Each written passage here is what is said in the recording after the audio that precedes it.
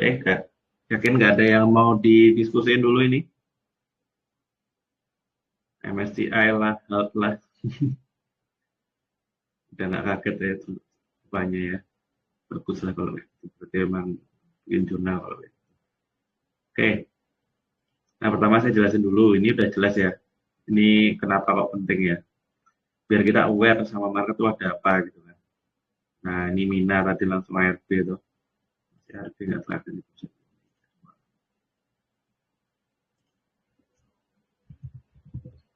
Biasalah tumbal proyek. ARB lah. Ya, ARB lah. Saya selalu ada tumbal-tumbal. Oke ya. Nah, kenapa kok tadi whitelist-nya ini gitu ya? Saya mulai dari sini ya. Whitelist-nya BCA Mandiri, BRI, BNI ya kan. Ya sebetulnya gampang sih Pak. Kenapa itu? Karena ini apa namanya? BPJS tenaga kerjaan, ya dana pensiunnya kita ini, lu buat nalang ini ISG. Jadi kalau asingnya jualan, dia yang beli gitu kan.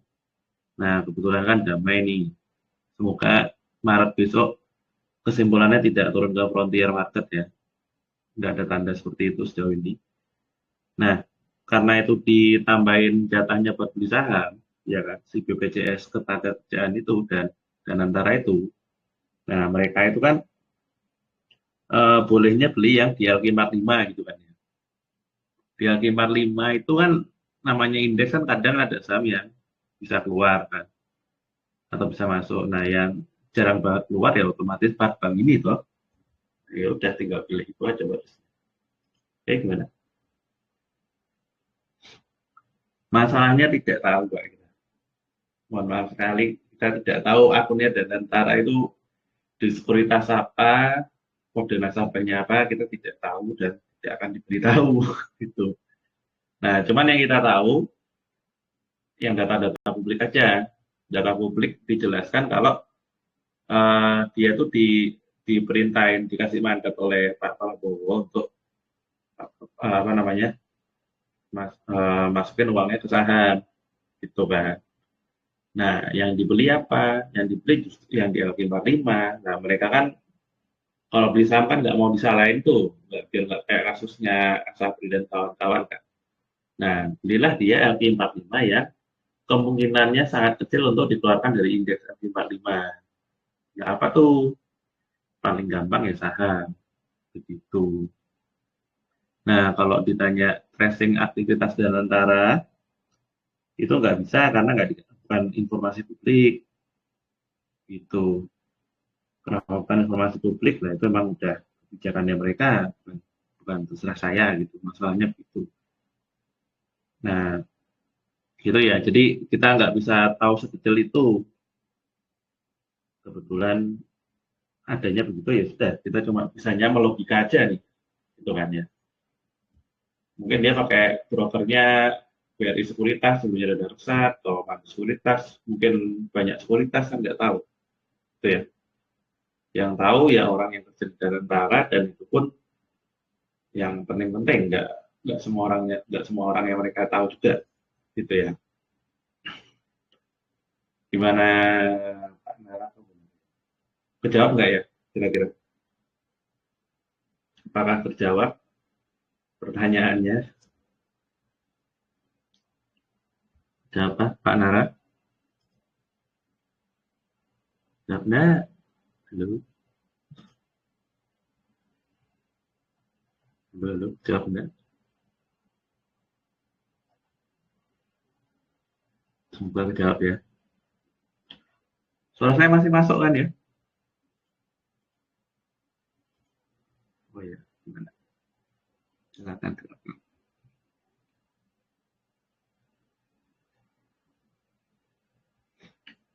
Ya bisa aja, cuma jatuhnya nanti jadi asumsi doang kan, sama aja kan. Jadinya cuma asumsi kan. Namanya LP45 kan berarti ya ini toh, liquid kan, berarti ya banyak banget broker yang aktif beli toh, ya kan.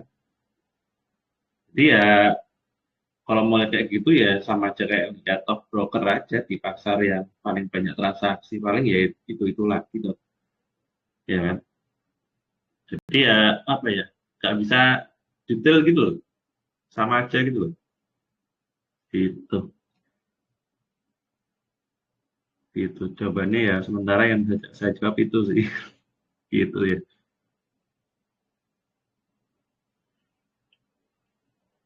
Oke, silakan. Oke, sama-sama. Semoga bisa terjawab ya, walaupun tidak memuaskan jawabannya, tapi ya emang itu adanya. Nah, kemarin saya jelasin Senin itu ya kan, kemarin sebelum pembukaan tuh saya sempat bilang di grup itu, ini mungkin bisa naik sampai Jumat. Nah, terus kenapa kok tiba-tiba hari Senin tuh ISG-nya sempat merah berapa ya, 2% kalau nggak salah ya, ya kan? Terus habis itu balik lagi jadi hijau.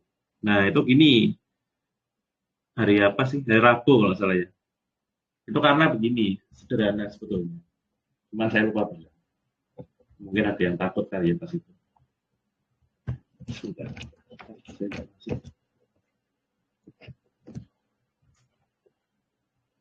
Jadi itu begini, apa namanya? Habis trading hal, ya kan?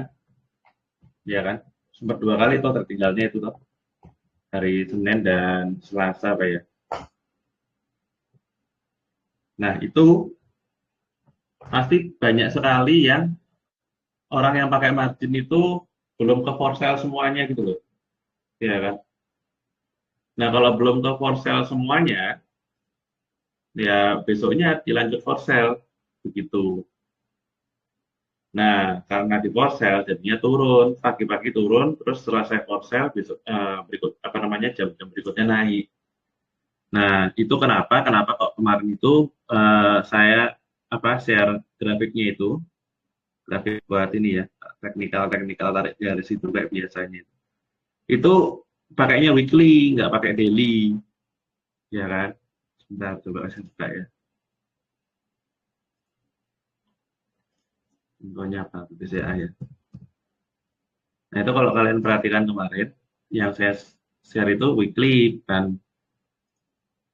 Nah, ini kan weekly, saya pakai weekly awalnya. Nah, karena apa? Karena volatilnya tinggi sekali. Kalau volatil tinggi sekali pakai daily susah, ya kan? Pakai daily kan kayak begini bentuknya toh, ya kan? Susah ini dianalisa. Nah, makanya kemarin pakai weekly, ya toh. Nah, range range buy-nya itu kenapa kok 73 sampai 8075 gitu ya? Ya karena menurut saya bakalan sangat volatil. Ya ada potensi juga gap up waktu itu. Cuman ternyata yang for sale belum selesai kan. Yang sempat turun dulu. Average-nya jadi kalau yang nata orderan di area ini ya udah hijau ya.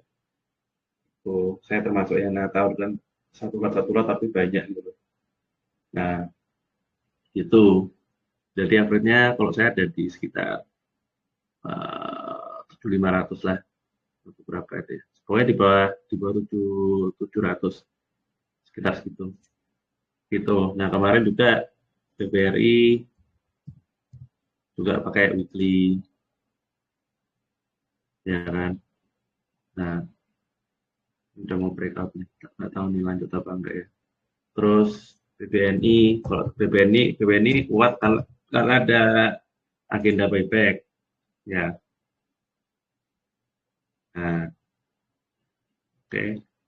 Terus ada kalau BMRI saya nggak masuk, coba saya lihat ya. Gimana saya belum bahas juga. Ya sama sih, kurang lebih ya. Itu, oke ya. Dasarnya itu tadi kenapa kok belinya perbankan pelan lah ya, karena ada ada konteks saja itu gitu kan. Kalau ada konteks kan ya mungkin ya bisa atau kayak gini nih, sampai Jumat kan, ya kan. Nah, jadi nggak usah apa namanya, misalkan ada pengalaman buruk sama saham tertentu gitu ya, misalkan beli di daerah sini terus turun terus gitu ya. Itu nggak usah diingat-ingat dulu. Yang penting ada konteks, masuk akal, ada udah bikin anggaran, ada Excel, PP nggak harus ya. Ya itu udah masuk aja nggak apa-apa gitu. Jadi kalau ada pengalaman buruk sama saham atau pengalaman bagus sama saham, sama ada pengalaman buruk sama Sami turun terus gitu ya, rugi waktu itu belum ngerti gitu ya, belum ngerti tentang cara lihat konteks gitu ya. Ya nggak apa-apa, kan ya ada kalanya juga kayak begini tuh, ya kan. Yang pas bagus masuk sini jual, terus sini masuk sini jual, kan ya sama aja tuh. Yang penting ada konteks dulu, logis apa enggak, udah bikin anggaran sama apa namanya DSL gitu aja. Jadi jangan jangan terus ada pengalaman buruk perbankan turun apa namanya dari berapa nih 2024 sampai 2025 akhir gitu ya. Ya nggak apa-apa kalau emang emang emang yang lagi di emang yang konteksnya bagus lagi di yang saham yang perbankan ya udah perbankan aja gitu. Gitu ya. Oke ya. Sampai sini ada yang mau ditanyain nggak tentang kenapa warisnya kok jadi perbankan tiba-tiba gitu? Atau udah jelas? Gimana? Udah jelas belum? Kenapa kok kemarin tiba-tiba perbankan gitu?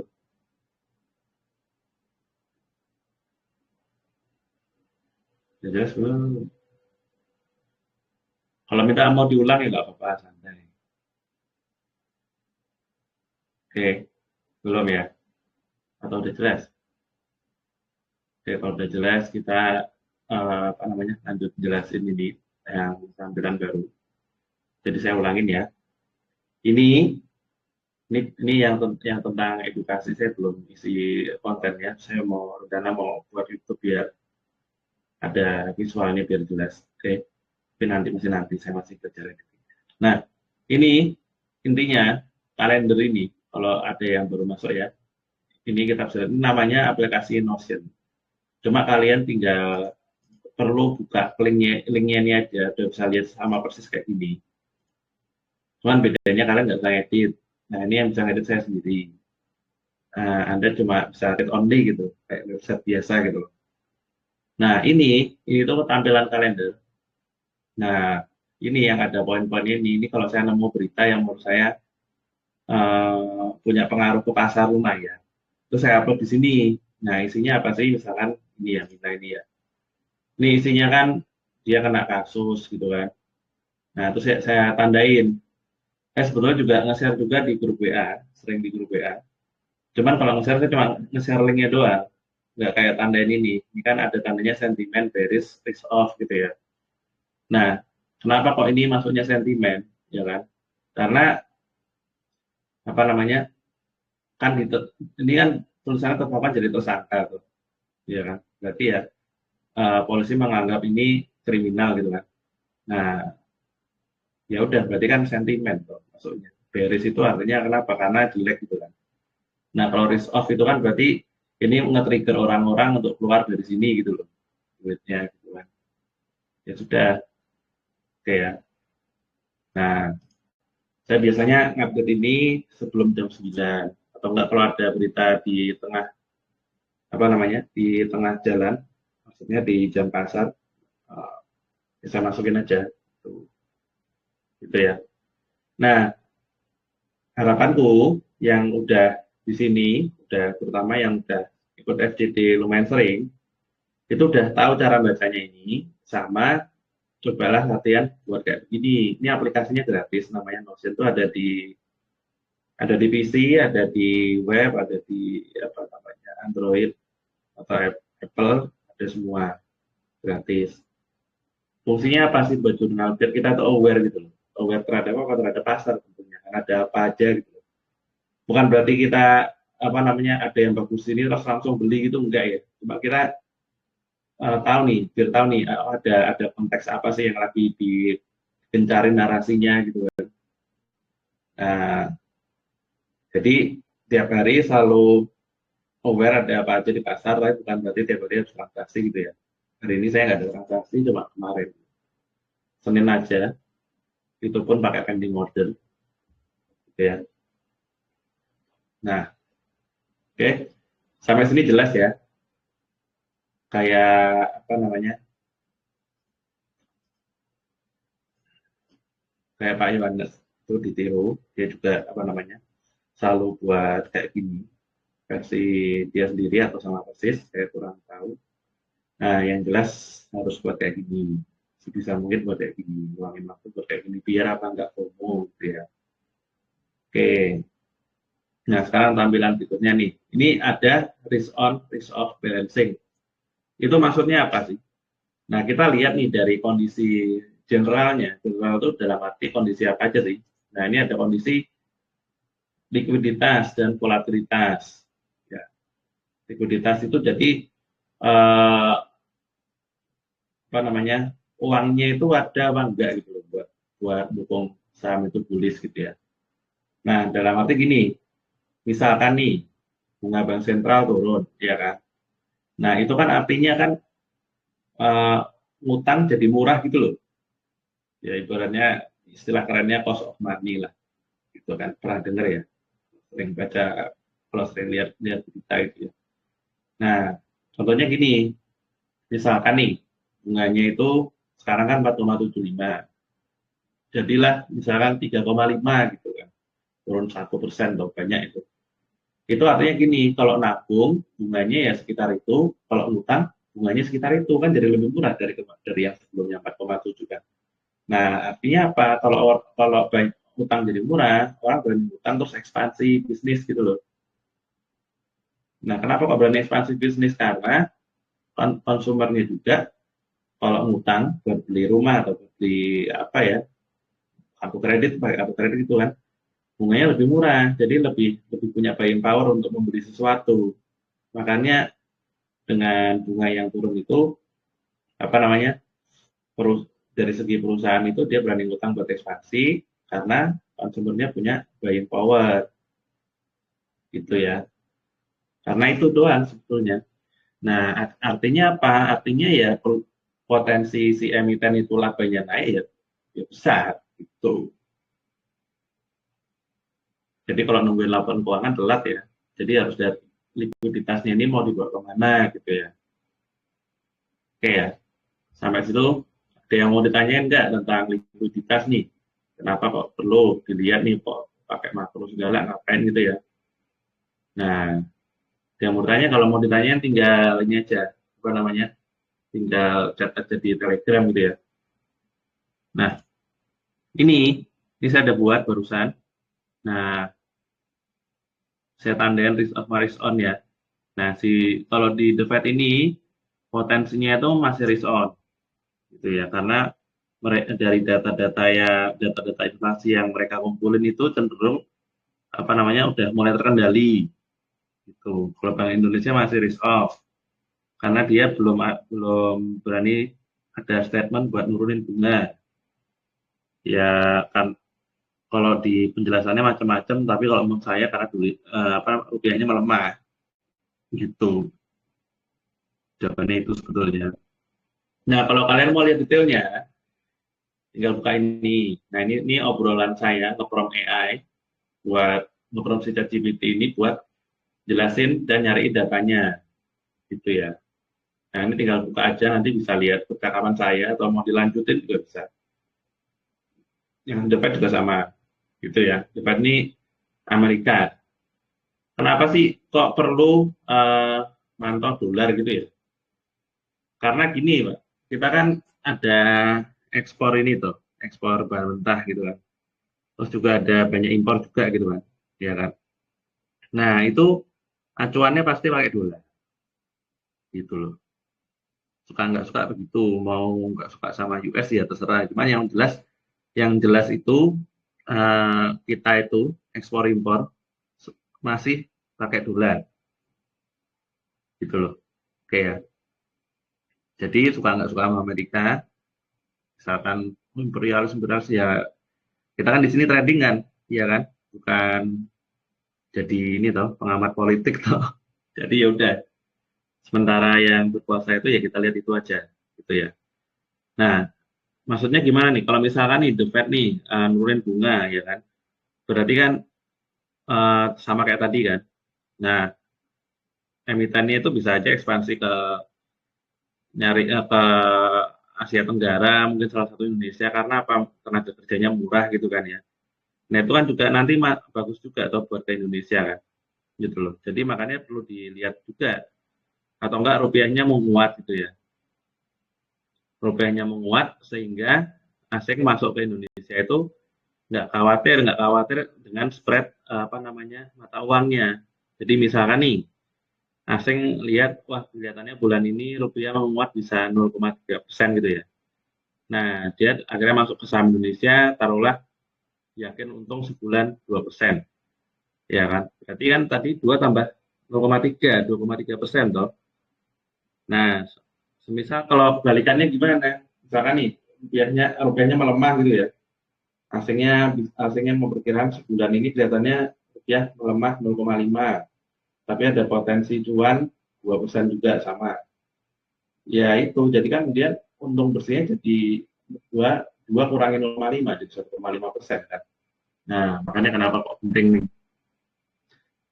Buktinya penting lagi, tadi kemarin ya MSCI ya. MSCI negur bursa, langsung pada resign semua tuh. Takut pas rapat tuh. Habis itu hal 2 kali tuh. Ya tuh. Nah, makanya suka nggak suka, dolar itu sangat penting. Gitu ya. Kita kan di sini fokus cari uang kan. Dari cuan trading kan. Atau cuan investasi kan. Nah, jadi kita harus benar-benar memperhatikan apa yang menggerakkan pasar gitu loh. Oke ya. Ada yang mau ditanyain nggak sampai sini?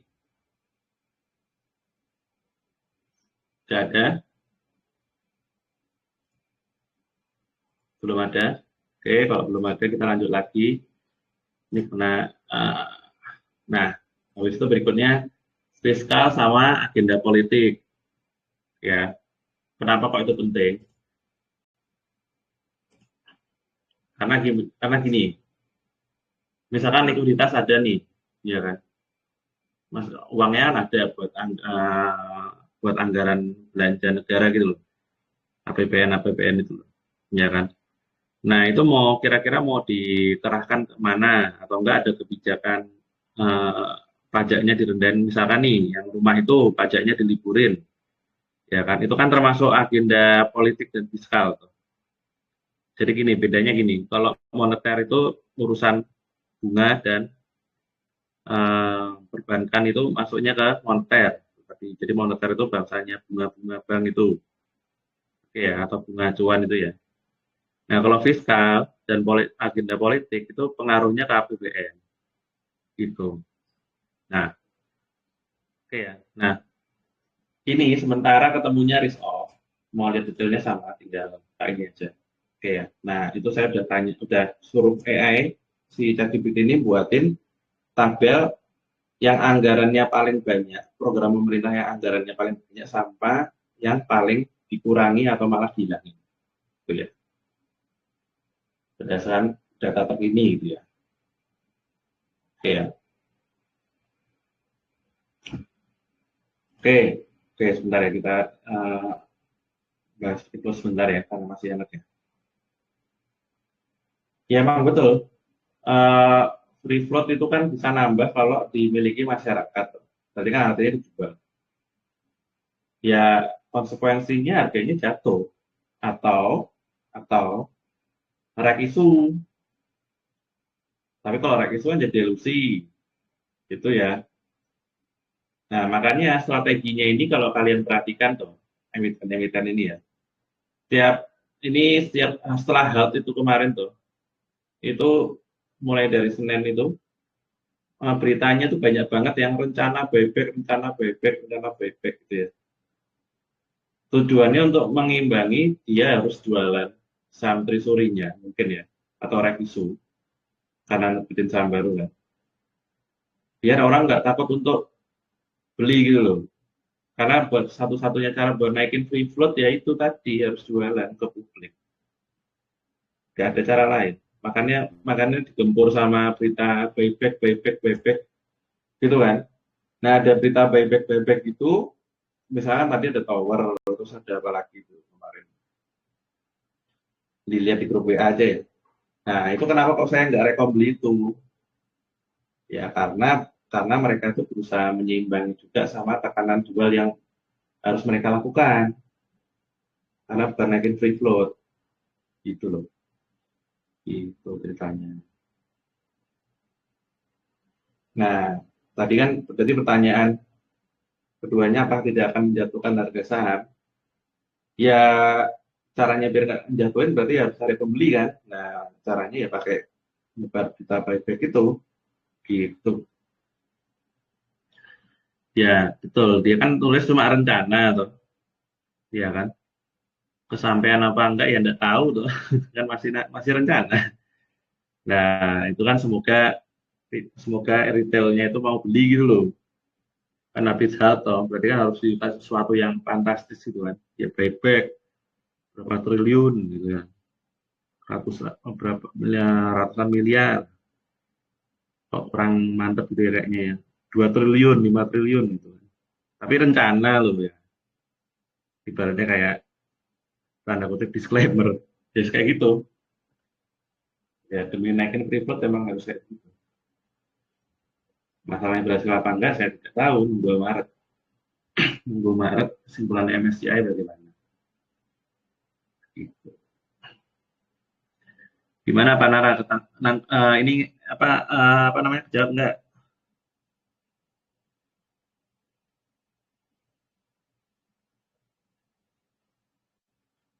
Saya nggak berani nge-share atau berani rekom yang lain ya.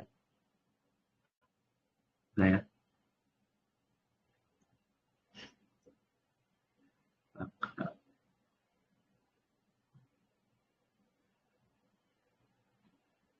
ya turun. Tapi ya mungkin nggak sampai hal sih, paling ya minus saja gitu. Ya kan MSCI maunya free float gitu. Ya atau kalau MSCI nggak diturunin jadi frontier market ya kan. Nah kalau jadi frontier market lebih repot lagi. Asalnya jualan banyak gitu. Jadi mending yang dikorbanin itu BPJS tadi. Dana pensiun kita tuh dikorbanin tuh. Terus dan antara sama berusaha menangin retail kita ini. Kalau rencana sentimen, intinya gini Pak, kalau sentimen itu intinya siapa beli siapa jual. Intinya ke siapa yang mau beli siapa yang jual. Maksudnya sentimen. Kalau fundamental kan laporan keuangan. Nah kalau rumor itu maksudnya sentimen juga. Gitu. Jadi kategorinya itu cuma sentimen, fundamental, sama apa ya paling edukasi. Bentar ya, kita lihat ya.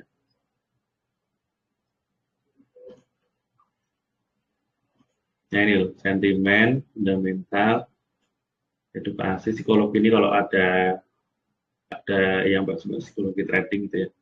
Monetari itu tadi tentang bunga-bunga, opini itu biasanya kalau ada orang ngasih apa namanya buat list atau analisa termasuk saya gitu ya, termasuknya opini.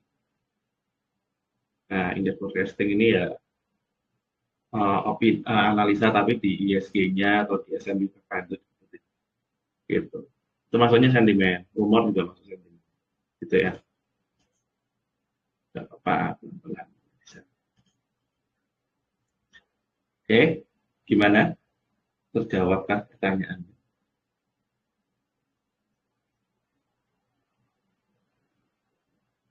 Oke. Mau ada yang tanya lagi nggak apa-apa loh. Kalau belum ada yang tanya, saya ngelanjutin jelasin ini dari makro tadi. Agak membosankan tapi penting. Oke, belum ada yang tanya, saya lanjut ya. Nah, jadi fiskal itu fungsinya itu. Nah, kebetulan sekarang risk off. Oke ya. Jadi ini di risk off balancing ini kita murni tujuan akhirnya hanya membuat anggaran. Nah ini yang buat trading. Nah kan yang kemarin begini nih hasilnya. Cuma saya udah ganti format jadi saya tak terus ini. Terakhir kan ini. Nah,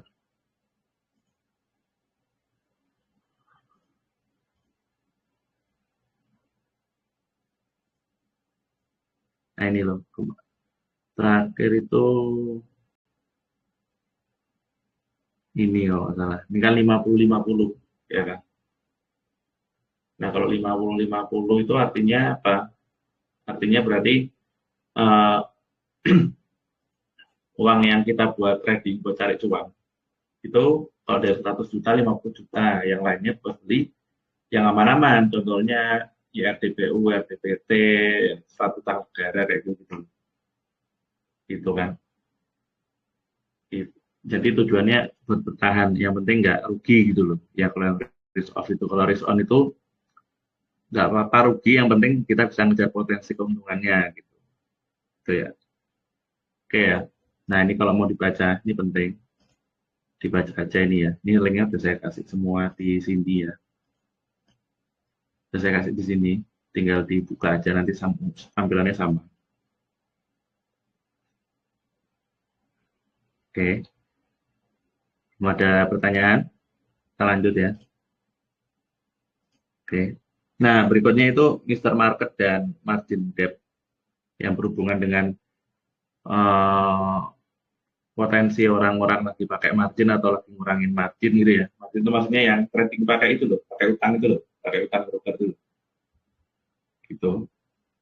Nah, kalau Mr. Market ya ini itu apa namanya polanya ISG atau LQ45 dalam 3 hari terakhir atau seminggu terakhir itu kayak apa gitu. Gitu. Nah, nanti kita bisa isi satu-satu kayak kemarin biasanya, gitu ya. Oke, di sini sebelum kita mulai ini buat ngisi risk on risk off balancing, ada yang mau ditanyain dulu nggak? Atau mau tanya apa namanya? Atau ada yang punya konteks mau ditanyain? Konteks yang terakhir yang DSSA itu, saya akhirnya cut loss sedikit pas 9, karena kemarin beli APG 95, 94, 93, beli karena mau stock split kan. Nah, terus habis itu malah ada hal itu langsung langsung saya apa namanya? Langsung saya jual semua di 94 kalau nggak salah. APG-nya 94,7 gitu. Kenapa nggak direkom lagi? Karena fokus terbang dulu. Ada yang mau ditanyain? Oke, silakan Pak Yohana. Yang lain juga boleh kalau mau tanya. Atau mau ajak temen.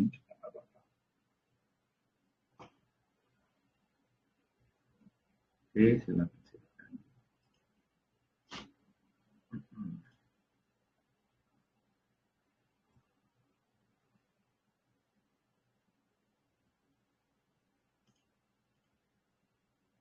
Nggak jadi tanya? Oke, kalau gitu.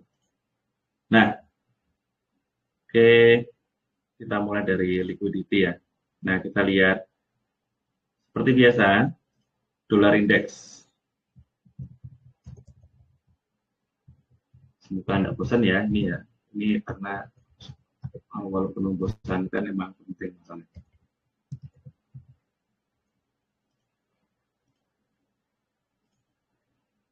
Oke, dolar indeks kalau ada yang ingat apa namanya kodenya itu ini ya, DX ini ya, yang SUS ini ya. Daily aja. Nah, ini dia ternyata ini ya, nggak bisa tembus supportnya.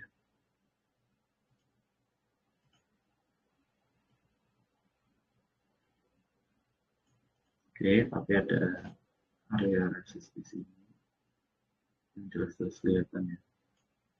Nah, di sini ada kemungkinan ada resist juga.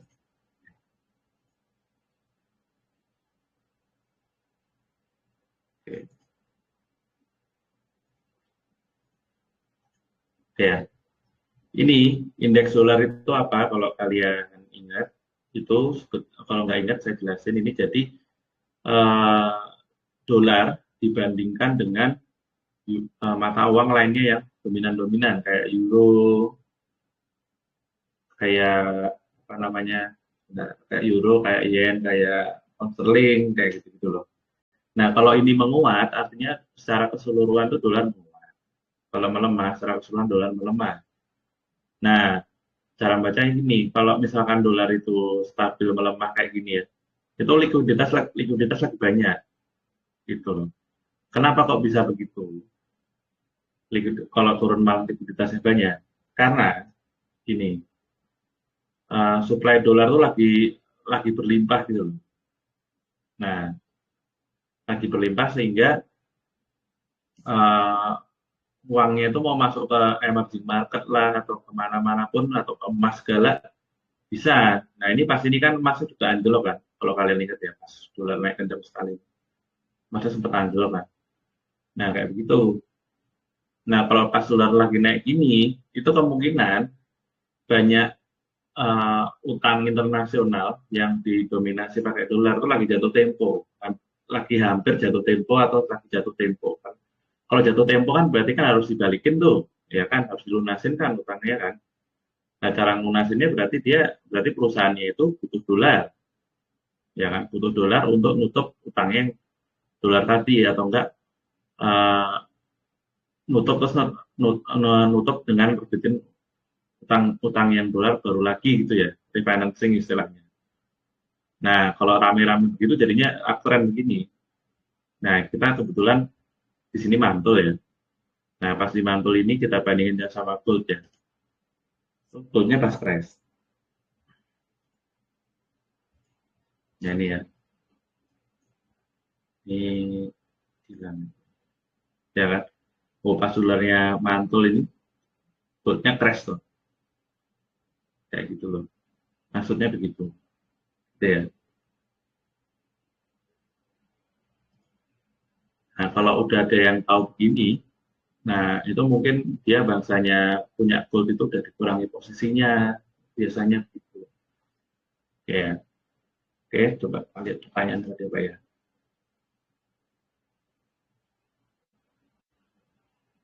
Konteks properti. Maksudnya gimana nih? Tulis beris. Gimana nih? Tulis konteks properti. Oke. Hubungannya sama banjir. Terus lebih ke tulis apa beris? Gimana Pak Yohanes? Asumsinya. Gak apa-apa loh ya. Asumsi itu gak apa-apa. Yang penting ada ininya, ada harganya.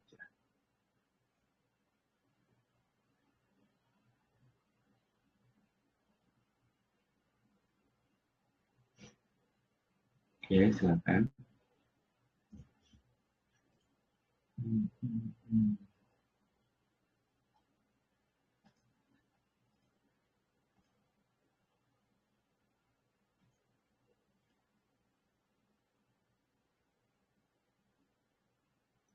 Oke, oke, betul. Ya, betul. Cuman gini Pak, kalau konteks itu harus dilihat dari sebaik mungkin dari dua sudut pandang, bull sama bear. Yang bearisnya itu kan ini kena bencana banjir kan, ya kan? Nah, cuma yang bullnya itu walaupun sebanjir-banjirnya daerah tertentu, ya toh, kalau harganya cukup terjangkau akhirnya tetap beli gitu. Karena kenapa? Beli di ibu kota itu, ini yang banjir daerah mana gitu ya. Nah, kalau di daerah yang nggak banjir tuh harganya mahal sekali walaupun udah diliburin pajaknya, buying powernya nggak ada, akhirnya ya beli ya di daerah situ tetap kan. Jadi itu cuma apa ya, banjir itu cuma apa ya, ya cuma buat properti paling ya merah-merah tapi ya nggak lama gitu gitu. Nah,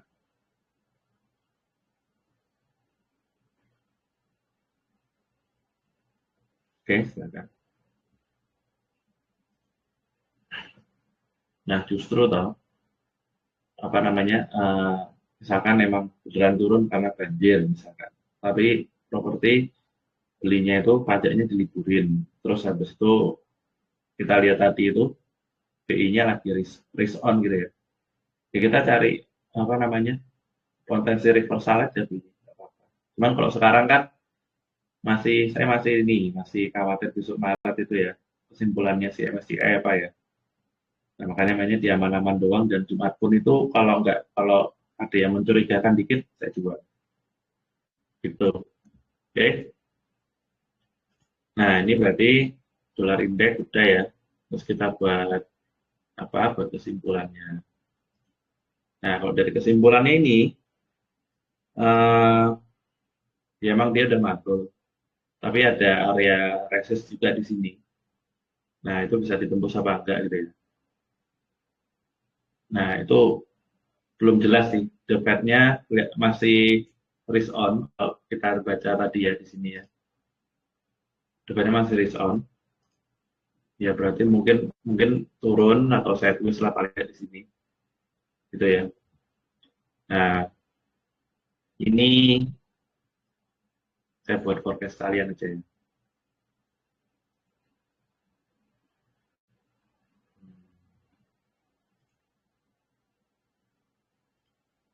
Forecast saya ada di range ini sih. Sekitar sini. Sampai apa nih? 26 Februari lah. Sekitar sini. Oke ya. Ini saya publish saja. Biar bisa di play nanti.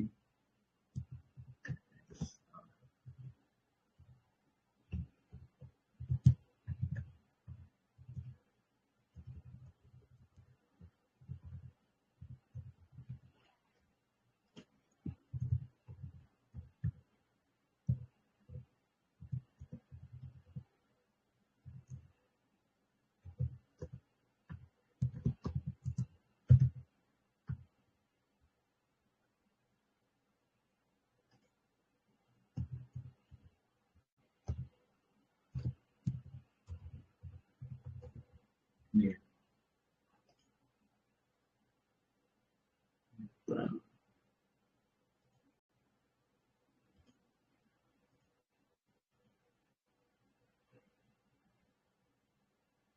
Oke ya. Nanti kalau lihatnya lusa apa berapa hari kemudian tinggal dipencet ini aja. Ini linknya saya kasih di sini, dalam sini. Oke, dari buka ini aja nanti kalau mau lihat. Ini saya harus netral.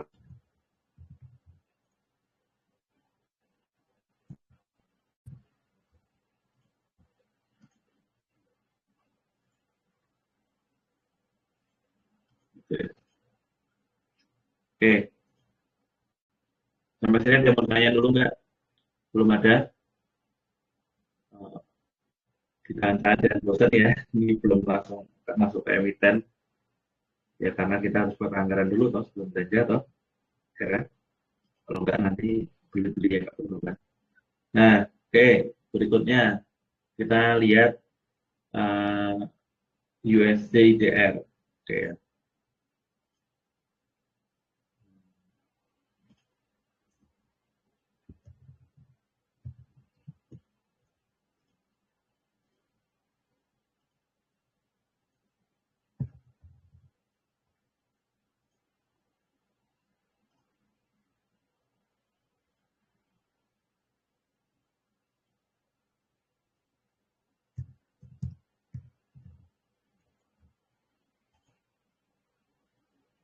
oke. Nah, sih.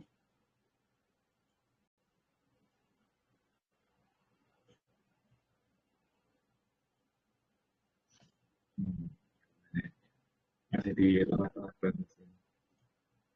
Belum tahu bisa naik atau turun.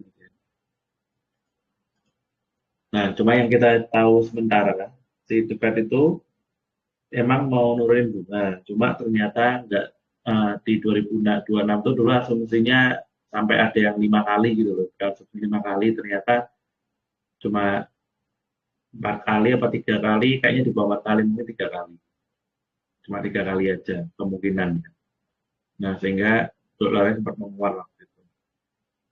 Nah, terus ternyata BI rate tidak turun, jadinya rupiah menguat lagi, terus kondusif sama MSCI, jadinya asingnya mulai ada yang masuk lagi, cuma cuma di yang tadi ya, cuma di yang aman-aman doang tapi masalahnya.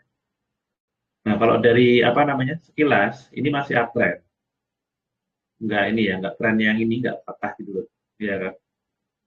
Nah, kemungkinan ini kalau nggak sideways ya masih uptrend sih, pakai MA50 ya jelas ya. Kalau nggak patah MA50, ini kan patah tapi biasanya langsung balik. Ya itu masih uptrend. Mau sekhawatir apapun itu ya nunggu konfirmasi lah ya. Gitu. Nah, oke saya buat forecast dulu. Sekitar sini. Forecastnya sampai 6 Maret. Ya, saya publish dulu. Semoga turun lah ya. Sorry, USD-nya.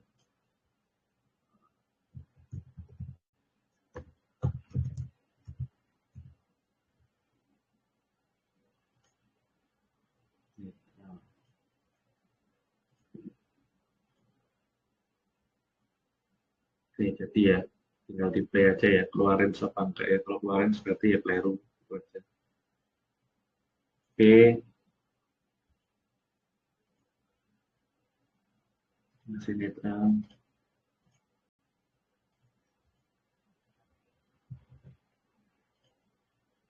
Gini ya. Sampai sini ada yang mau tanyain? Ada yang mau tanyain enggak? Sampai sini? Yakin nggak ada yang mau tanyain? Oke, lanjut ke berikutnya. Jangan turun dulu. Oke ya. Lanjut berikutnya kita buat perbandingan. Perbandingan antara apa? Antara sorry. Kita lihat dulu Edo. Sorry. Edo. Edo ini apa sih? Ini ETF yang ada di US, yang di tradingin di US, isinya adalah saham-saham Indonesia, gitu ya. Ya, ya. Nah, itu buat tahu komposisinya, tinggal cari aja di Google. Edo ETF Holding, itu ya. Nah, ini iShare ini website resminya MSCI yang ETF-ETF-nya. Oke. Oke, kita lihat holdingnya. Oke.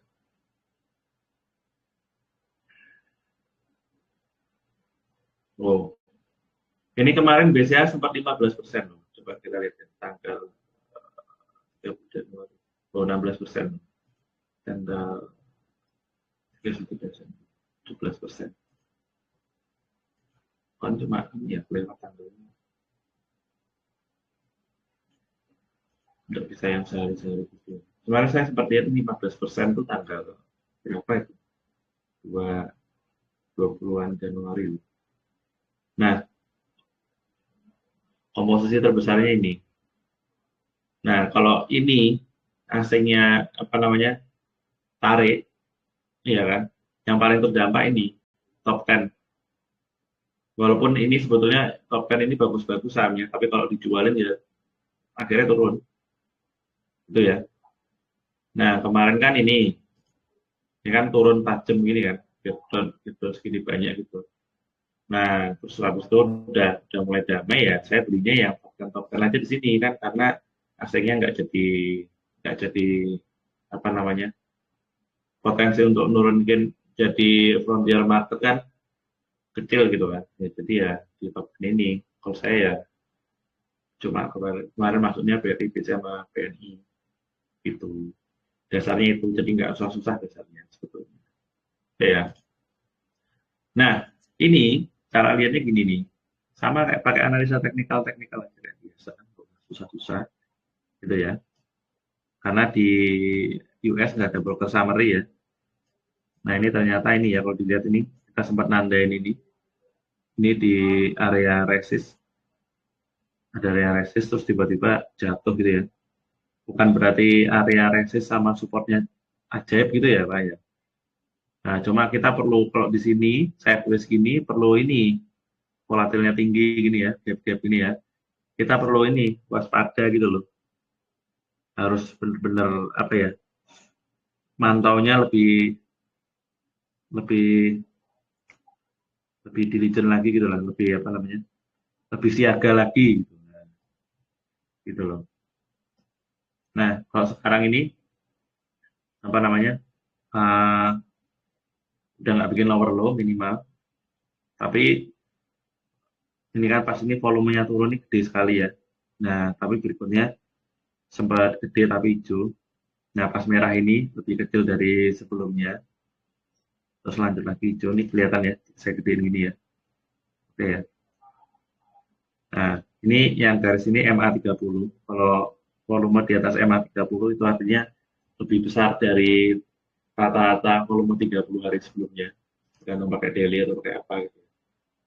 Nah, gitu. Kesimpulannya apa? Ya, belum tahu. Yang jelas nggak bikin lower low. Kalau susah lihatnya ya harus di zoom. Mungkin 30 menit. Gitu. Kan nggak bikin lower low. Kan? Ya, tuh. Cuma masalahnya belum bikin higher high. Gitu. Jadi kayak begini. Ya kan? Kalau di gambar begini kan. Nah, makanya nanti saya mau holdnya cuma sampai Jumat. Mau ada kabar apa lagi gitu ya. Gitu ya. Dasarnya itu. Nah, ini karena di tradingin di pasar Amerika, itu kita bisa buat ini sebagai acuan. Ini ya kan, di Indonesia kan kita kan trading pasarnya buka itu jam 9 sampai jam 4.15 kan. Nah, kalau di sini itu bukanya itu dari jam 9 atau jam setengah 10 malam sampai jam 3 pagi. Nah, kita nggak usah mantau jam segitunya. Nah, besok pagi-pagi itu tinggal dilihat aja edonya gimana nih. Misalkan, nah kemarin itu yang di hub yang kedua itu kenapa kok saya apa namanya langsung berani masuk ke pasar gitu ya. Nah, yang di kedua itu kan sempat waktu itu ISG turun 4% kan, ya kan 4,88 gitu loh, ya kan. Nah, sedangkan edonya itu ternyata, tapi saya masuknya nggak pas hub ya, karena saya nunggu konfirmasi dari edo ini. Nah, edo itu ternyata turunnya cuma 1%, terus pas pre-closing apa pas apa apa namanya pas pre-closing itu pre-closing post closing itu malah naik sekitar jadi minus 1,4 terus naik 1,15%. Nah artinya itu direspon sama nasabahnya si MSCI ini direspon baik gitu loh. Nah makanya besoknya saya langsung berani beli ya kan. Itu hari apa itu Rabu apa ya Rabu kayaknya. Nah itu walaupun waktu itu ISG-nya sempat diturunin 2% dulu. Gitu ya. Nah, dasarnya itu, dasar masuknya itu. Jadi bukan saya beli apa namanya mancing-mancing apa namanya pisau jatuh itu enggak ya, karena ada dasarnya ini tadi. Karena ada perbedaan jam operasional sehingga bisa lihat, oh ISG turun 4,88% itu, tapi EIDO-nya itu ya normalnya itu sama gitu, nggak beda jauh ya 4% atau 3,9 ternyata cuma minus 1% terus pre-closingnya plus 115. Nah, jadi saya berani beli. Yang dibeli apa? Yang top 10 ini. Begitu. Nah, kok beli BBNI kenapa? Ya ini masih di top 10 kan? Gitu. Kalau murni dari MSCI doang alasannya begitu. Kebetulan ditambahin sama BPJS sama itu. Sama apa namanya, Denantara gitu. Kalian, ya kan? Gitu. Ada yang mau ditanyain nggak sampai sini? Atau bagian mana kurang jelas? Ada? Belum ada? Ada nggak? Yakin nggak ada? Ada yang ikut trading juga nggak beli BNI, BRI, apa Mandiri malahan naik banyak itu hari Rabu kemarin? Masa nggak ada? Yakin nggak ada? Oke silakan. Oh mantap. Beli apa Mbak? BRI, BNI apa Mandiri? BCA.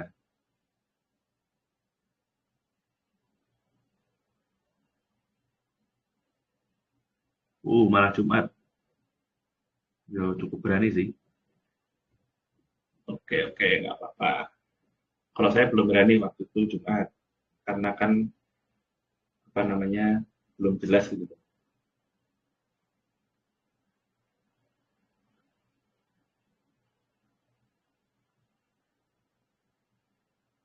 Sudah diwates sebetulnya cuma belum berani masuk. Oke, bagus berarti. Untungnya ya banyak. Yang lain nggak ada yang beli kok.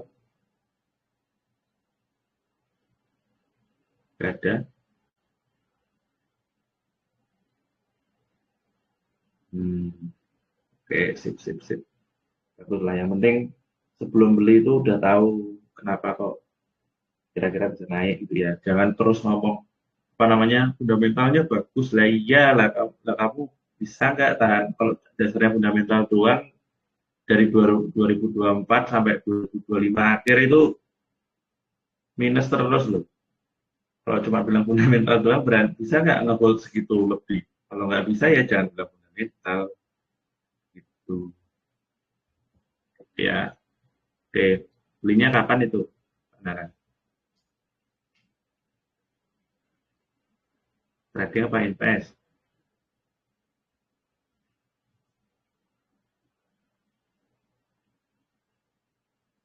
Oh, tahun lalu. Desember 2025 atau kapan?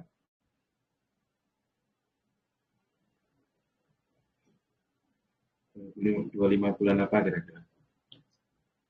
Atau rahasia ya? Apa rahasia?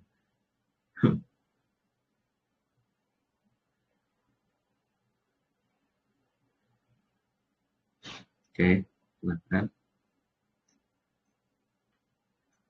share pengalamannya di saham. Oh ya bagus banget lah, bagus banget. Itu ya dividennya itu harusnya. Oke, itu ya. Jadi itu tadi ya.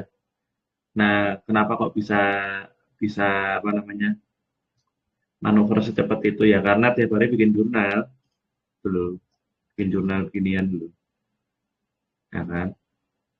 Nah ini kan ada tuh PNI, MSCI, BCA, atau apa ya kan? Ya, kalau nggak bikin jurnal ya kelewat itu. Jawabannya begitu ya, bukan karena punya insider ya. Saya nggak punya insider, jujur aja. Oke, kita balik lagi ke itu. Ini ya, ini saya, saya belum bisa buat forecast sih di sini. Ya, jujur aja. Uh, ya, begini aja deh. Buat aja. Tapi cuma sampai Jumat. Jumat prediksinya sekitar segitu. Gak naik. Jumat itu tanggal 6 Februari.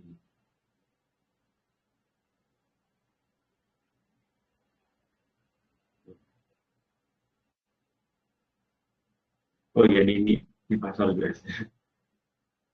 Berarti sampai tanggal 7 dan setengah 4. Ya, range-nya sekitar. Oke, ini ya. Saya publish itu.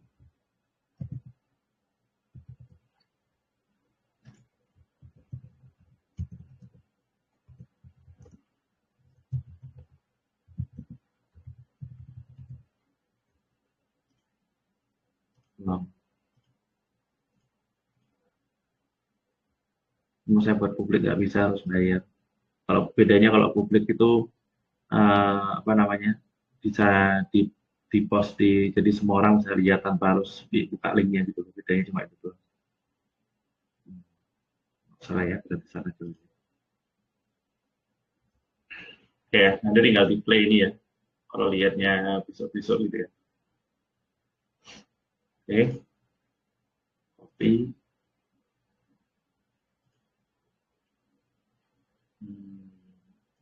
Itu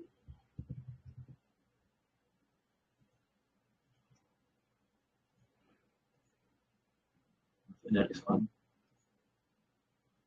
Ini kenapa kok masuknya liquidity ya, karena itu kan uangnya asing masuk ke Indonesia tuh. Ya kan uang kan liquid. Nah, udah itu doang jawabannya. Kalau penasaran gitu. Oke, terus apa lagi? Satunya adalah IDX.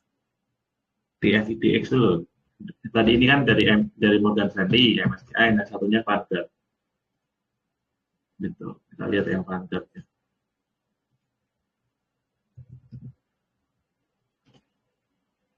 Ya sama, itu yang bersama bentuknya. Jadi dulu ya. Yang bersama tuh. Cuma komposisinya beda. Nah, lihat sini ya. Emang lebih gede yang itu daripada yang IDX.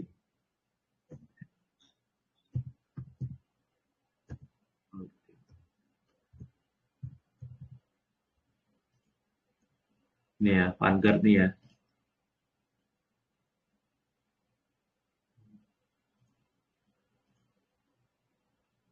Nah, nomor satunya BRI, nomor duanya BRI, nomor tiganya BMRI.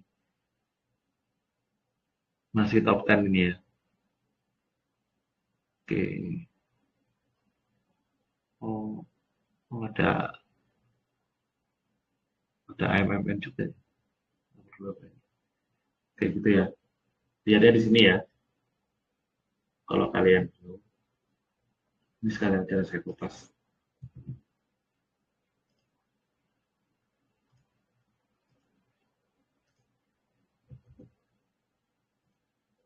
Oke. Analisanya ya, ya sama sih kayak apa namanya, hampir sama kayak apa namanya itu patah ya trennya, patah trennya terus nggak bisa nembus lagi. Belum. Oke.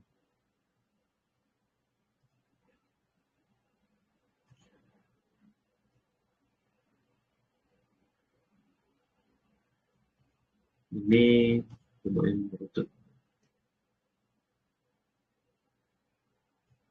Nah, bisa nembus ke atas kencang apa nembus ke bawah kencang. Kalau merucut biasanya kayak gitu ciri-cirinya. Atau lanjut sideways-nya agak agak mengecil mengecil mengecil bleng atau bleng gitu. Biasanya gitu ya. Cuman sementara kita forecast-nya sih ya, apa namanya, eh, netral ke bullish lah sampai hari Jumat, sampai hari Sabtu kalau di pasar US. Sabtunya kita ya, bukan Sabtunya sana. Oke. Bullish. Oke.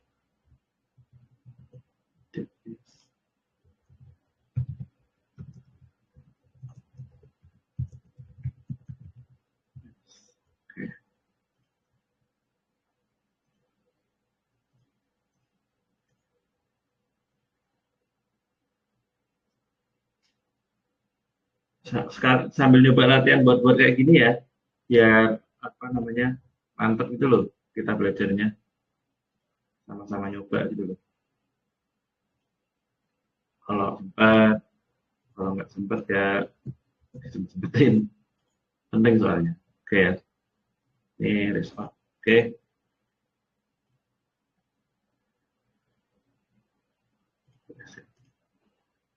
oke, ini udah dapat banyak loh ini, cuma liquidity itu. Oke ya. Nah, sampai sini ada yang mau ditanyain nggak? Ada yang mau ditanyain sampai sini? Atau bingung? Yang mana yang bingung? Boleh juga tanya. Oke, nggak ada. Yakin nggak ada? Oke, yang liquidity kita ini aja ya, selesaiin aja dulu.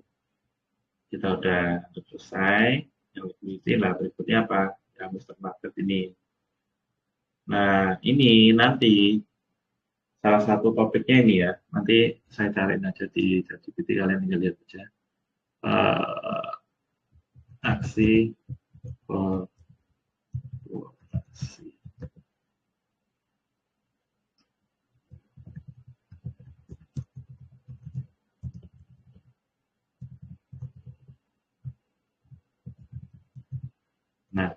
Ini maksudnya gimana sih? Aksi korporasi emiten secara general. Nah, dia itu lagi lebih sering ngeluarin uang untuk ekspansi atau ngumpulin uang gitu. Kalau ngumpulin uang, contohnya kayak jual aset atau lunasin utang tanpa buat utang yang baru gitu. Itu artinya risk off. Kenapa kok risk off? Karena dia tidak melihat ada sesuatu hal yang worth it untuk apa namanya, untuk dia ekspansi dulu. Dia mungkin merasa, oh mungkin yang mau dia beli bisa turun dulu harganya gitu ya. Nah, kalau risk off otomatis kita ya jangan ngasih apa namanya, jangan ngasih alokasi buat cari cuan banyak-banyak. Ya mereka aja tidak beli, kenapa kita harus beli gitu loh. Ya kan? Mereka kan yang lebih tahu toh. Orang itu kan orang yang lapangan gitu kan ya. Oke ya. Nah, terus habis itu yang perlu dilihat lagi harga komoditas. Harga komoditas safe haven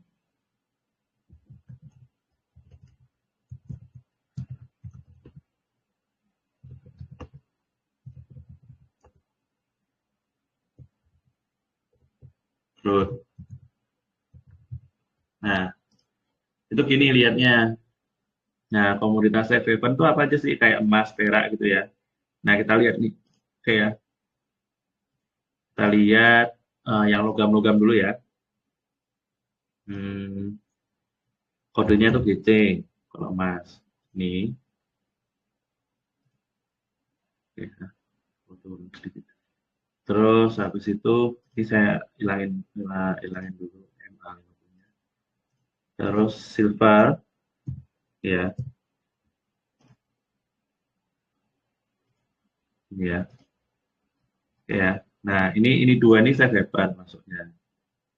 Oke ya. Nah, lawannya adalah ini eh, yang growth itu HG. HG itu tembaga ya. Nah, kita lihat nih. Nah, caranya perbandingannya gimana? Ini yang perak sama emas jadiin satu aja. Nggak usah dipisah begini gitu ya. Jadi di rata-rata gitu loh. Oke ya, caranya gimana? Ini dihilangin dulu ya, yang silvernya. Terus GC plus SI. Ya. Nah, jadi yang grafik candle ini itu emas dan perak di rata-rata. Yang hijau ini itu HG. HG itu tembaga. Nah, kita lihat ini ya, di zoom aja ya. Eh, setelah crash aja kali ya. Kayak 30 menit. Oh, Surabaya. Ya udah kalau gitu. Kita lihat ya. Ini dua-duanya, ini yang eh, ini dia, oh masih bikin higher high, yang masih bikin, sorry, higher low, sorry, higher low, dan ini emas June terus ini naik kayak dead cat bounce. Saya nggak yakin bisa tembus all time high di tahun ini emasnya ya. Cuman ya nggak tahu kalau kalian gimana pendapatnya. Kalau saya nggak yakin, mungkin saya tulis sih. Nah, ini cenderungnya adalah netral sih kalau saya sih.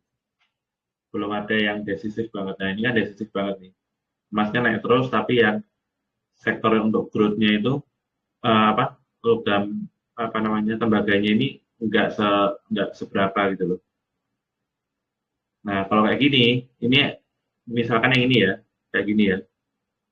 Kalau kayak gini, saya lebih ke, terutama ini ya, saya lebih ke risk off. Nah, kalau sekarang lebih ke netral, gitu, gitu. Jawabannya seperti itu. Oke ya. Ada yang mau ditanyain nggak tentang ini? Belum ada? Ini saya hilangin dulu aja. Oke, belum ada ya? Mungkin belum ada ya? Oke, belum ada, saya publish dulu. Oke.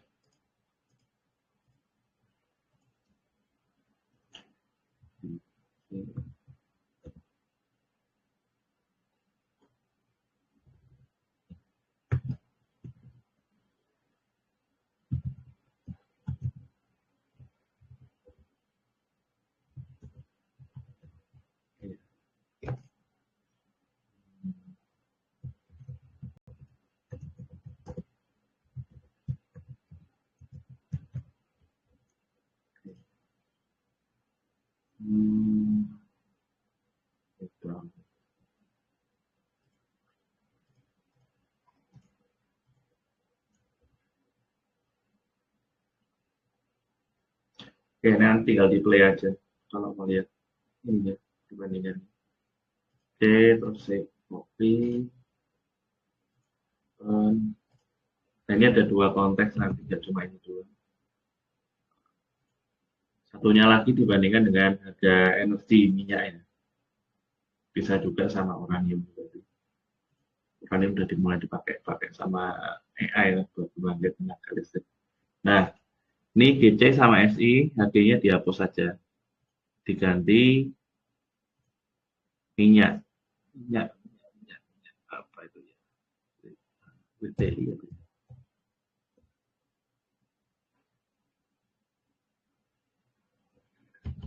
CL, kodenya CL.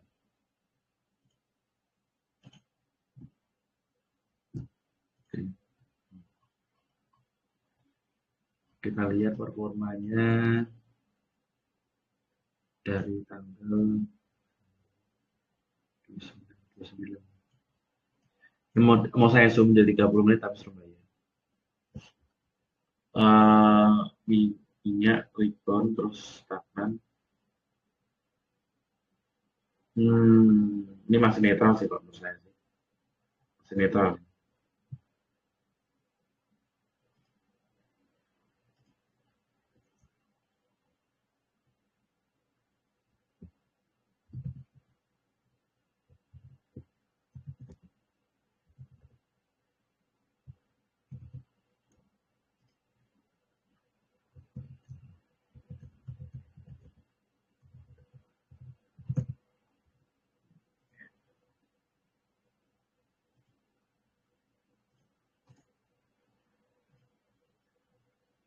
Oke ya.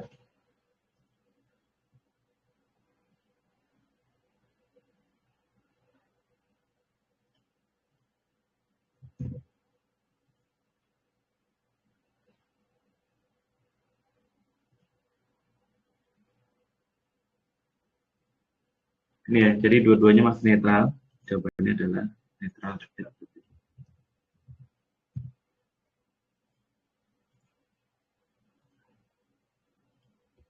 Oke ya.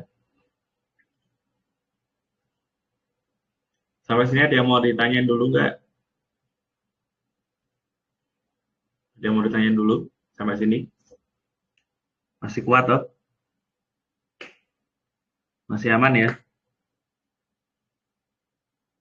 Oh iya, ada rekaman juga ini kok. Santai kalau ngantuk ketiduran ya apa santai. Oke ya. Oke, berikutnya adalah ISG versus LQ45. Oke ya.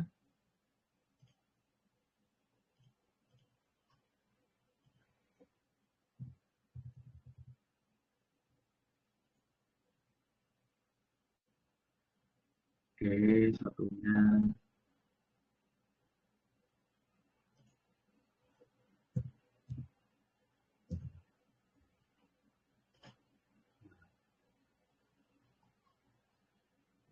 Ya, pas aja tuh ya. Nah, lihat nih, ini bagus nih. LQ45 itu asumsinya banyak orang pakai margin, Pak. Gitu ya. Banyak orang, kalau LQ45 outperform ISG, artinya saham-saham yang marginable itu lagi aktif-aktifnya, ya benar kan? Perbankan tadi aktifan itu jelas LQ45 kan. Nah, itu artinya kalau banyak orang pakai margin, itu risk on. Gitu. Ya kan. Nah, biasanya kalau emang pasarnya ngeri tuh, pasarnya jelek gitu ya. Nah, ini udah ke pernah ke for sale 2 kali gitu ya. Itu LQ45-nya underperform. Nah, itu biasanya orang pakai pakai marginnya lebih sedikit. Asumsinya gitu. Kenapa kok saya bilang gitu? Karena gini, kalau di pasar US itu ada ini loh, ada apa namanya? Ada namanya data FINRA margin debt. FINRA margin debt itu intinya eh, jadi dia itu datanya nge-tracking orang-orang yang pakai margin. Nah, cuma di Indonesia masanya belum ada, jadi yang bisa dilakukan hanya seperti ini sementara. Gitu, ya kan. Sementara cuma ini yang bisa dilakukan, jadi kita cuma acuannya LQ45 itu lebih saham-sahamnya lebih marginable daripada yang ISG, karena ISG kan ada saham-saham yang nggak bisa pakai margin kan, ya kan. Nah, itu jadi kesimpulannya itu berarti banyak orang yang mau trading pakai margin ini. Oke ya. Artinya apa? Kalau buat saya artinya ini risk on. Oke ya.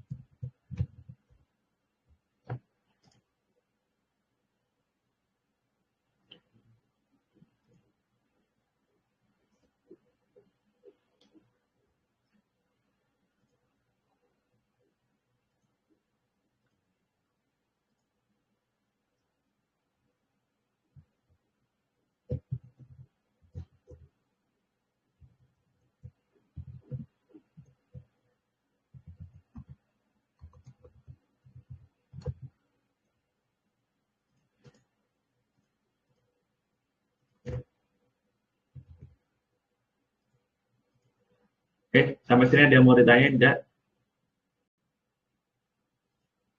Ada nggak yang mau ditanyain? Yakin nggak ada? Udah mulai berapa tumbang? Tinggal bertiga, terus saya berempat. Oke, yakin? Nggak ada yang mau ditanyain sampai sini? Sudah ketiduran. Ya apa nanti dilihat rekaman aja ya kalau sempat. Oke, nah oke ya. Ini karena banyak yang tumbang, saya cepetin aja. Nah, risk on, risk off-nya, kita kesimpulannya apa? Kalian nih, ini risk on 2, netral 2, risk off 1. Ya, ini risk off.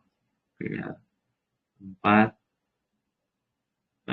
3 kurangi 1, 2, kurangi 1, 1, tambah 1, 2.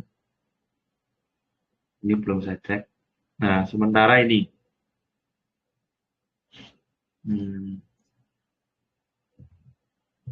Namanya ini.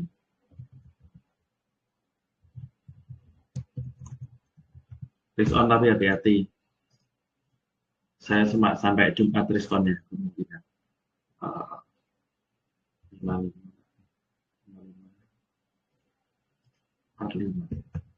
Nah, kalau ada uang 100 juta, ini biar gampang ya. 55 itu buat cari peluang trading, 45 buat cari yang aman. Oke ya.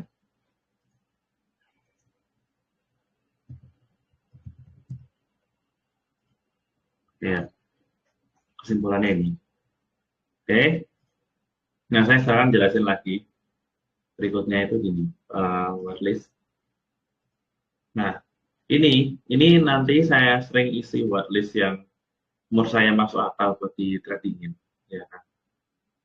Nah, cuman kan kemarin udah naik, jadi udah nggak saya teruskan di sini. Nah, itu nanti saya bakal rajin di sini nulis apa misalnya BNI, BRI apa ada saham lainnya lagi gitu ya.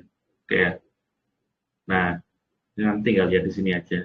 Ini semua termasuk misalkan mau saya Euro IDR lagi bagus nih, buat tulis nih, nanti saya tulis juga di sini. Itu masuknya nanti kategorinya ada risk on atau risk off. Jadi, oh ini analisa ini asetnya termasuk aset risk on atau risk off gitu ya. Nah, kalau misalkan saya nanti nulis Euro IDR bagus gitu ya, pasti ada potensi bullish atau USD IDR gitu ya. Itu belinya itu, maksudku itu beli ininya ya, beli dolarnya itu jangan pakai utang itu ya, maksudnya bukan buka akun di broker forex itu ya, tapi entah itu beli banknote-nya atau enggak, buka akun kayak di Genius itu loh, kan Genius itu, terus beli apa bukan beli apa namanya buka tabungan entah euro atau dolar gitu loh, itu sama aja konversi nanti langsung jadi dolar gitu loh. yang kita deposit ke sana. Atau kalau mau cari cara yang lebih gampang lagi, yang sedikit lebih kreatif tapi agak lebih tidak rekomendasikan, itu misalkan buka akun GoTrade atau buat trading saham US yang bisa langsung diakses sama orang Indonesia atau. Nah, itu kan nanti kalau deposit otomatis terkonversi jadi dolar, dolar gitu ya. Itu atau mau pakai cara itu lebih gampang lagi. Cuman saya tidak saran. Gitu ya. Nah, ini nanti apapun itu asetnya saya tulis ini. Oke ya. Nah, logikanya alurnya ini sama kayak kemarin saya jelasin. Konteks dulu logikanya apa, masuk akal apa enggak. Terus kita lihat price action sama volumenya. Gitu ya. Ada volume besar di harga di momen di candle yang kapan gitu ya. Nah, kalau mau cari paling aman ya sebetulnya ya paling aman sekuritasnya di sana. Kalau yang saya pakai itu namanya Tradier Testing Trade IBKR itu. Cuma emang datanya agak repot yang IBKR tapi paling bagus itu. Kalau mau simple ya itu pakai GoTrade atau Peluang gitu. Atau Ajaib ada. Nah itu cuma itu doang. Cuman kalau di GoTrade itu list sahamnya nggak lengkap, cuma saham-saham terkenal aja. Kayak ada saham-saham kayak Lockheed Martin gitu ya, yang membuat senjata B-12 Spirit itu nggak ada. Artinya ya paling Apple, Nvidia, Google gitu loh. Yang mainstream gitu. Saham-saham hidden gem itu nggak ada. Kalau mau yang lengkap ya di sekuritas yang di US, tapi ada Tradier, TRADIER, Trade sama IBKR gitu. Ke akun di sana gitu. Oke ya. Kejawab nggak pertanyaannya? Gimana?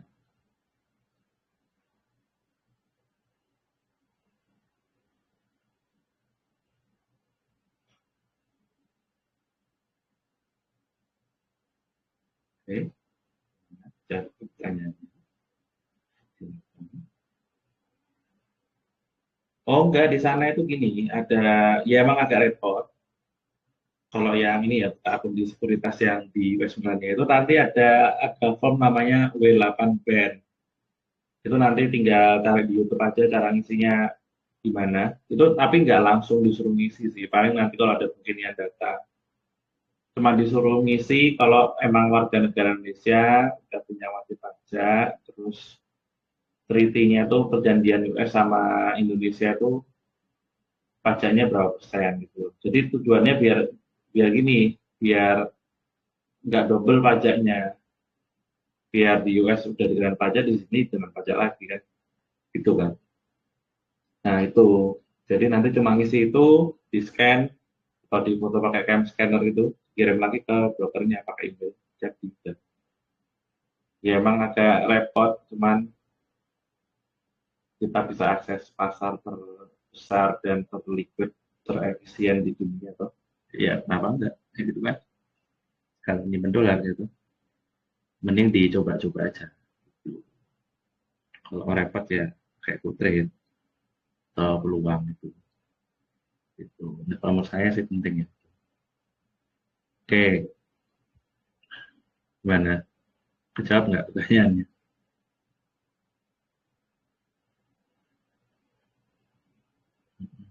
Kan? Oke, yes, itu menarik. Pasar paling efisien sedunia. Anyway, bisa beli seperapat lembar loh. Sepuluh lembar, nggak harus satu lembar. Oke. Nah, oke. Berikutnya. Ya, tahu konteks, price action, kita lihat volumenya ada spike di kapan, di dekat-dekat support, di dekat-dekat breakout, gimana gitu ya. Konteksnya harus logis dulu, lihat volume, terus lihat broker summary, ya kan. Broker summary sama dan trade, ada di harga yang menarik di mana, maksudnya harga yang ada spike-nya value atau volumenya di harga berapa gitu ya. Nah, itu caranya. Terus habis itu kita buat trading range. Jadi, oh selama 3 bulan nih plus minus bisa minus mungkin minus bisa 3% plus 5% gitu loh. Yang kayak tadi saya buat apa namanya forecast tadi. Nah, baru nanti buat oh mau entry dia berapa, exit berapa kayak TPSL gitu loh. Entry berapa gitu. Nah, itu nanti semua dijelasin di sini. Nanti tinggal dibuka aja isinya apa. Nanti kalau di sini isinya link nanti. Link tentang range forecast. Nah, nanti dibuka, tinggal lihat, oh udah ada strateginya belum? Kalau udah ada berarti aku udah yakin. Walaupun walaupun nggak bisa tahu ya bakal kena TP apa enggak gitu ya. Itu ya. Jadi logikanya itu. Oke. Paham ya, cuma publish biasa ini ya. Nah, ini yang menurut saya lebih penting itu yang ini. Nah, ini kita bisa lihat, oh ininya, alurnya ya. Nah, ini kita itu eh, apa namanya buat kayak gini nih. Jadi kan kalau yang pertama tadi kan ada entry, ada exit gitu ya. Nah, kalau ini beda, yang ini beda. Ini akunnya yang ini, yang buat bikin indeks itu ibaratnya kita tuh bikin indeks kayak MSCI yang gitu loh. Gitu loh. Nah, ini bedanya kalau orang yang asset manager itu dia nggak pernah ada stop loss keras gitu, nggak ada. Nah, terus nggak ada TP-nya juga biasanya. Ya, contohnya kayak eh, reksadana yang misalkan reksadana Sri Kahati atau reksadana isinya laki 45 gitu ya. Atau reksadana isinya Infobank gitu. Infobank itu ya bank-bank doang yang dipilih sama aset manajernya buat jadikan portofolionya. Nah, itu mainnya gini. Yang pertama, pilih dulu yang konteksnya masuk akal gitu loh. Misalkan nih, saham misalkan ya, contoh saham perbankan ya. Berarti itu misalkan isinya BRI, Mandiri, terus BCA gitu ya. Nah, terus misalnya ada tema lagi, oh ini Mas Riko nih menarik nih, misalkan AMMN atau MDKA gitu ya, atau Antam gitu ya.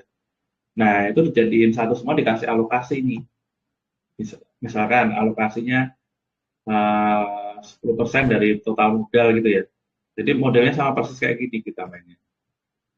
Nah, cuma nggak ada TP sama SL-nya. Nah, kalau jadi murni kalau konteksnya berubah baru kita rebalancing sendiri. Nah, ini keunggulannya apa sih dengan metode kayak gini?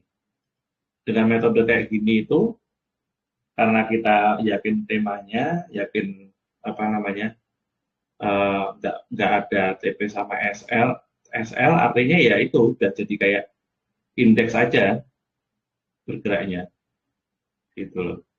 Cuma sekali lagi apa namanya eh, yang perlu diperhatikan ya, ini karena kita berbasis rebalancing, terus bikin rotasi begitu begitu konteksnya udah berubah. Contohnya kayak kemarin itu MDK kan saya beli 23, sempat jadi 35 saya nggak jual. Nah terus jadi apa namanya goldnya crash, ya kan goldnya crash jadi 32, saya baru jual 32 nggak 35. Itu karena apa? Karena konteksnya waktu itu menurut saya udah mulai berubah. Ya nggak tahu kalau tiba-tiba bisa ATH lagi ya masnya ya. Nah itu baru saya jual. Nah itu mainnya kayak gitu. Kalau kalau yang kita bikin indeks gitu loh. Jadi kalau konteksnya masuk, ya toh, ya sahamnya dimasukin. Konteksnya jelek, sahamnya langsung dikeluarin. Jadi nggak ada TP sama SL gitu. Cuman nggak boleh sekali lagi ini yang perlu diperhatiin, ini nggak boleh pakai margin, ya. Nggak boleh pakai margin kenapa? Karena nggak ada TP sama SL-nya. Murni rotasi saja gitu loh. Jadi jangan sekali-sekali bikin indeks gini ya. Jadi kita ngususin dulu akun tertentu, akun reguler ya, tertentu. Itu buat kita bikin indeks. Jadi misalnya uangnya 10 juta dibagi ke 5 saham yang temanya masuk akal, misalkan ketemu lah kira isinya misalkan jadi BNI, BRI, terus MDKA atau Antam gitu ya misalkan ya. Ya udah itu jangan jangan di lepas sampai konteksnya berubah gitu. Maksudnya begitu. Gitu. Nah, nanti saya kasih ini apa namanya? Saya kasih listnya, eh, list listnya yang kira-kira masih masuk akal gitu ya.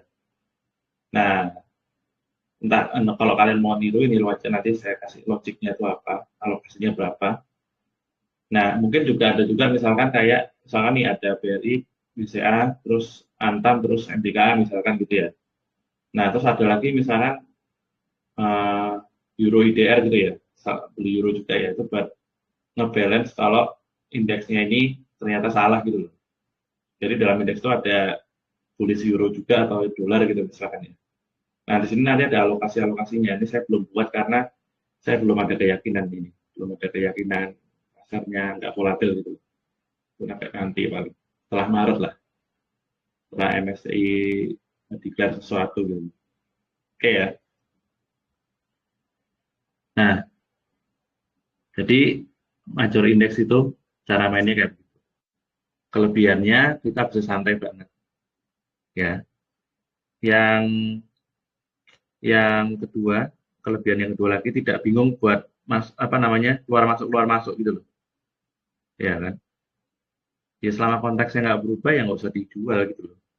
Bagus ya hold terus, berubah walaupun turun turun banyak ya jual, rebalancing gitu. Jadi modelnya kayak chart manager gitu, ngerti ya?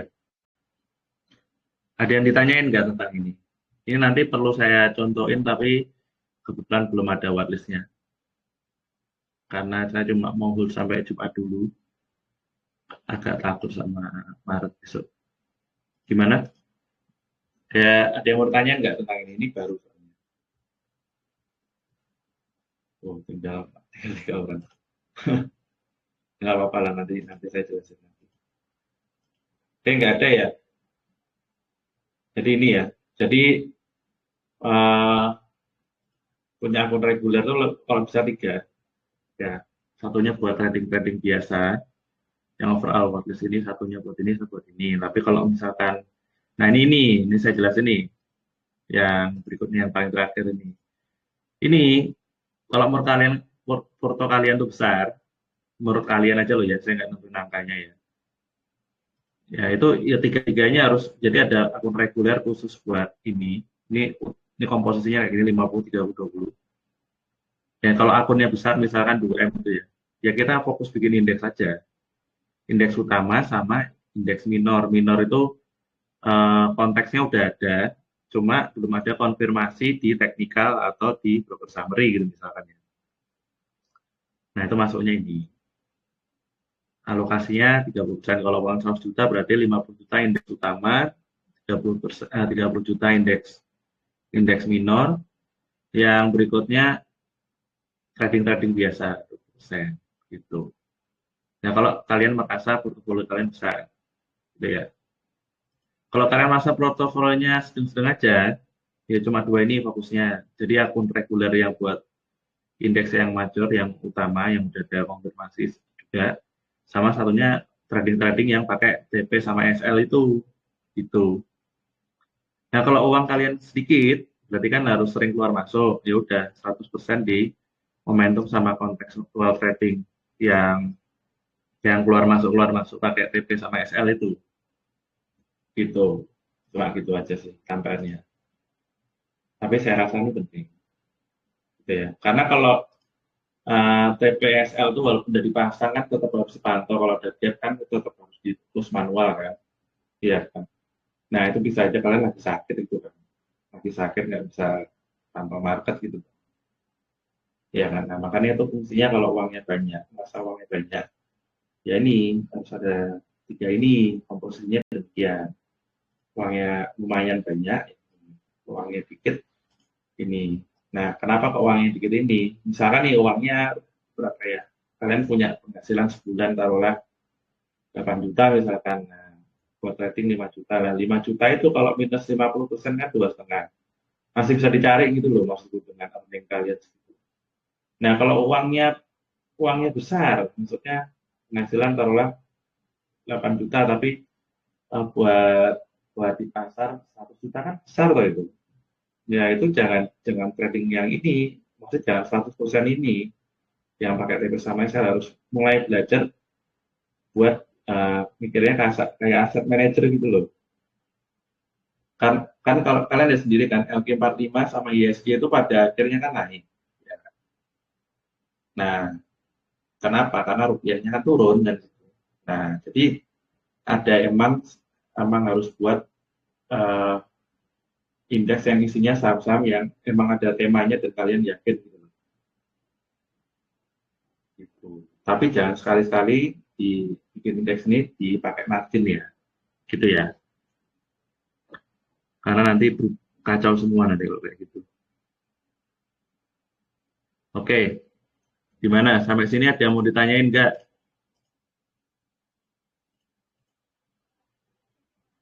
Gimana? Sampai sini ada yang mau tanyain nggak? Yang jelas bakal bakal menarik sih ke depannya ini.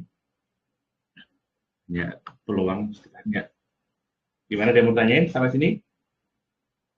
Halo, halo. Ada yang mau tanyain? Apa udah ketiduran? Ada yang mau ditanyain nggak? Kalau belum ada, udah selesai sih ini. Aman ya. Ada yang dibingungin nggak kalau gitu? Kalau nggak ada, saya stop recording dulu. Oke.